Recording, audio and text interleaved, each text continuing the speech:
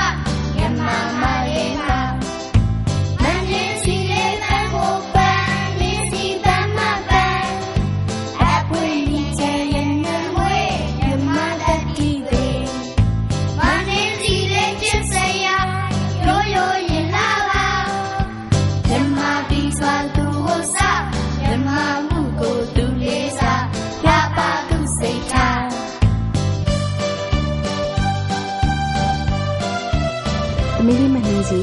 မြမရိုးရာရင်ကျေးမှုကိုထိမ့်သိမ့်တဲ့အနေနဲ့ပကွက်လေးကွယ်နှင်းစီပန်းလေးပန်းမြမဆန်ဆန်ဝတ်စားဆင်ရင်ပြီးတော့အလှမအရင်ဆင့်တင်းနေတယ်နဲ့လူပုံလေးမှာစံပြကျေတခွင်းဖြစ်ပါစေ